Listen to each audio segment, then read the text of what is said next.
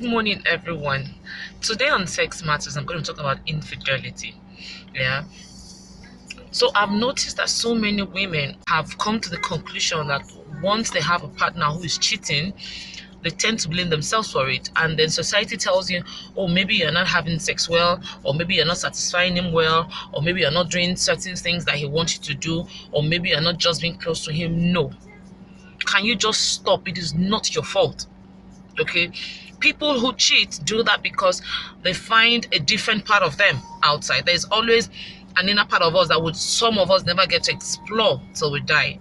Okay, so these people, when they are with the side chick or when they are with the side guy, get to see a different part of them, that has more passion, that is more crazy, that could be more wild or so.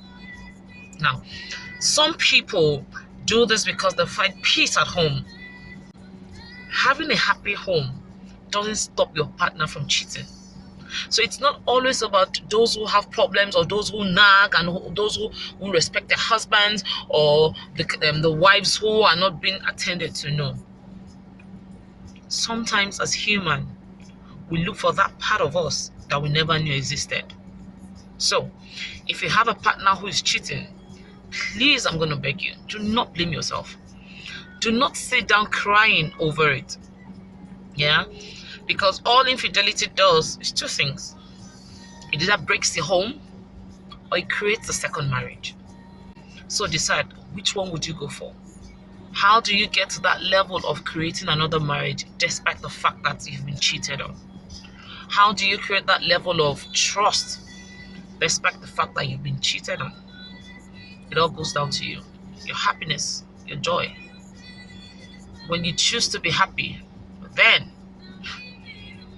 you're either not bothered about who is cheating, or you are bothered and just don't care, so it doesn't affect you. You decide what you want. You decide what your emotions will be. You decide who you want to be. But know that you are not the cause. You are not the reason why your partner is cheating. Let's assume that you don't even allow him have sex. Let's assume that you don't, or let's just say you try it all. You try to be a good wife. You try to be the best. You try to listen to him. You try to attend to his needs. You try to make love whenever he wants to make love.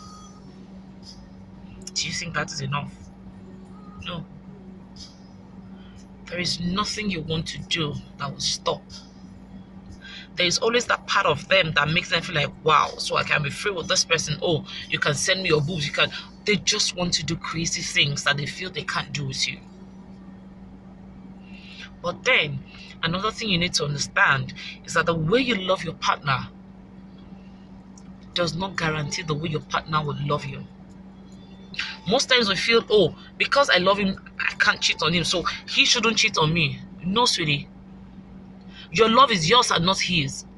The fact that both of you love and you love yourselves and you're married does not mean it has to be the same thing with the other person. Most times, we fall in love before marriage. But what we don't know is that love that we fall into cannot sustain marriage. What will sustain your marriage is when you stand up and walk in that love. And when I mean stand up to walk in that love, it means you have to take it step by step, understanding the real situation, the new situation, the changes, the new things around you, the new partner you have. Because every day, every year, there's always something new about our partners, about our spouse. So, if at all he chooses, if at all he decides that cheating is what he wants to do, then that's not your problem, because you are not the cause. And we have those who always come back to say, oh, I'm sorry, I cheated, I will never do that again. It's one thing to be sorry for cheating, and it's another thing to be sorry for the experience you had whilst cheating. Because what most people do, they are sorry for cheating, but they are never sorry for the experience they had. And until you're sorry for the experience you had whilst cheating,